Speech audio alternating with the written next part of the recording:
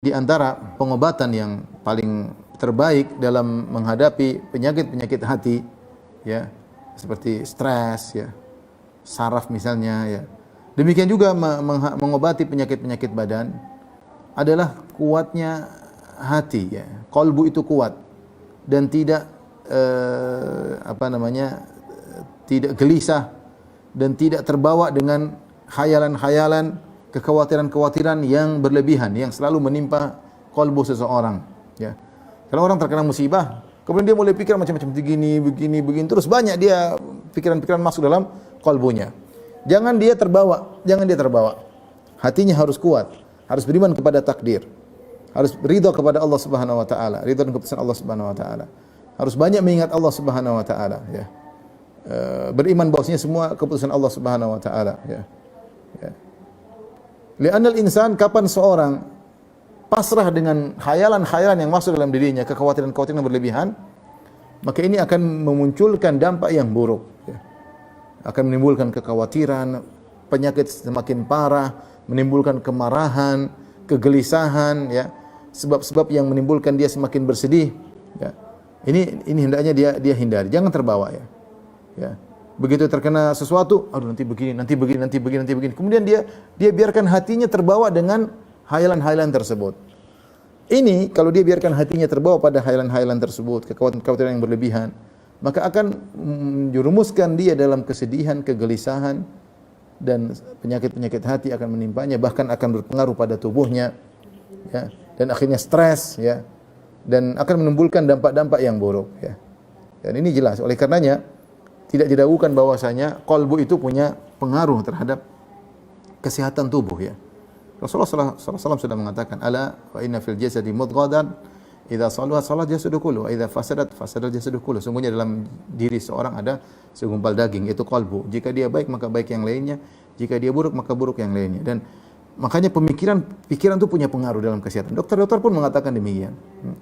Bahwasanya seorang yang stres, terlalu banyak kekhawatiran dan pemikiran, akhirnya menimbulkan gulanya semakin cepat naik, kolesterolnya semakin tinggi, kemudian perjalanan metabolisme tidak lancar. Akhirnya ini membuat dampak, menimbulkan penyakit hatinya dan menimbulkan penyakit badannya.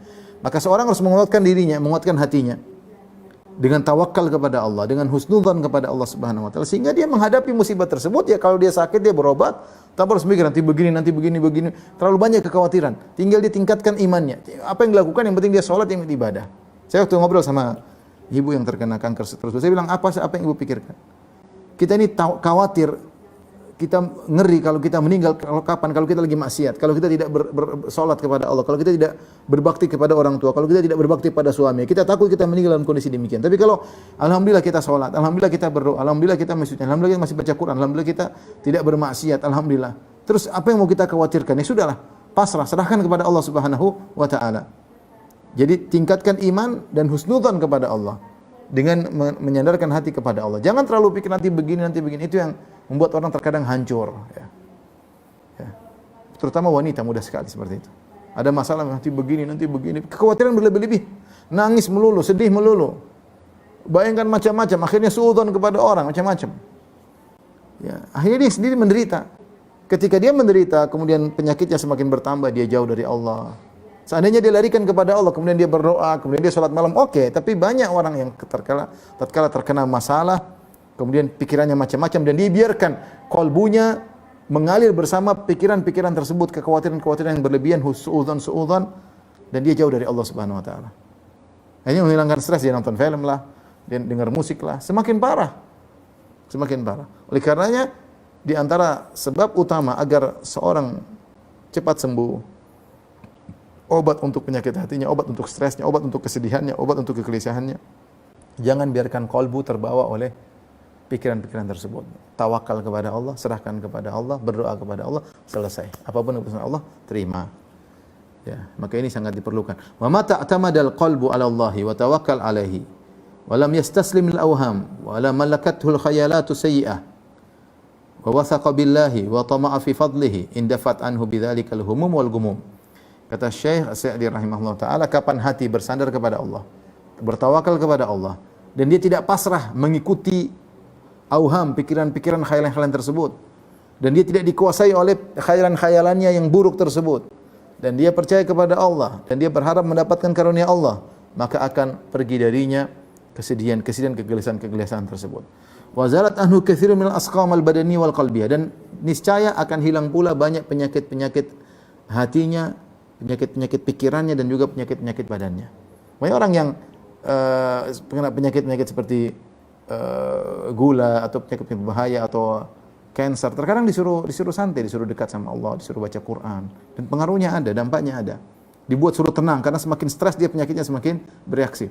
Wa hasalil qalbi minal quwwati wan syirahi was sururi ma la yumkinu ta'biru anhu. Dan ketika dia bertawakal kepada Allah, maka hatinya akan semakin kuat, dadanya semakin lapang, yang tidak mungkin kita ungkapkan dengan kata-kata. Rahasianya apa? Tawakal dan kembali kepada Allah Subhanahu wa taala. Kemudian dia berkata, "Fakam muliatil mustashfayatu min mardhal awhami wal khayalatil fasidah." Betapa banyak rumah sakit dipenuhi dengan penyakit-penyakit waham, penyakit-penyakit khayalan, kekhawatiran, penyakit pikiran, ya. Pikiran, stres. Rumah sakit dipenuhi dengan orang seperti itu.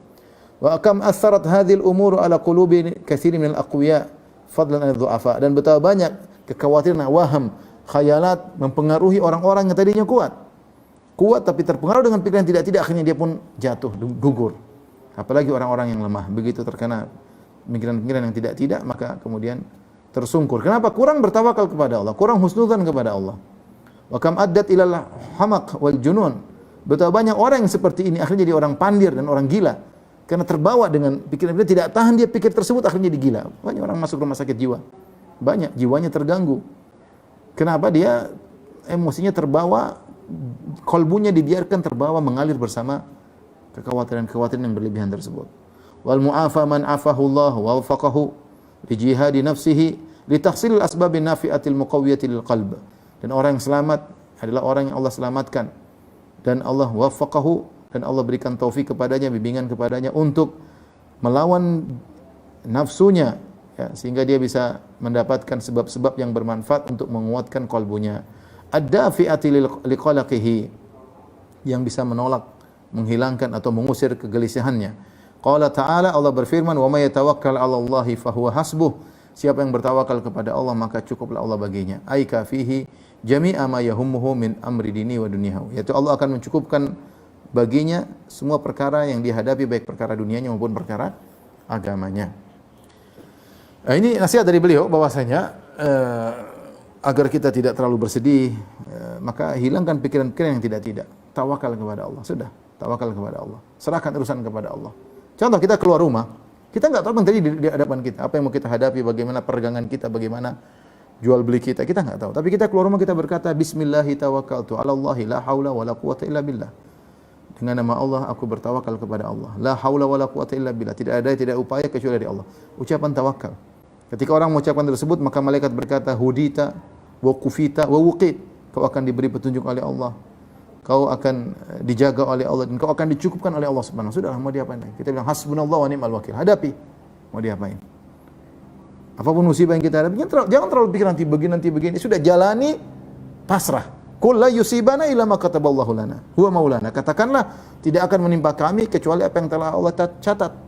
Dan Dia adalah penolong kami. Selesai urusan. Tawakal kepada Allah. Ini akan menghilangkan banyak masalah. Ini akan menghilangkan banyak kegelisahan. Fal mutawakkilu 'ala Allahi qawiyul qalbi la tu'athiru fihil awham. Orang yang bertawakal kepada Allah, maka hatinya kuat. Maka khayalan-khayalan, kekhawatiran-kekhawatiran tidak akan berpengaruh pada kalbunya. Wala tuz'ijuhul hawadithu li ilmihi anna dzalika min dha'fin nafs.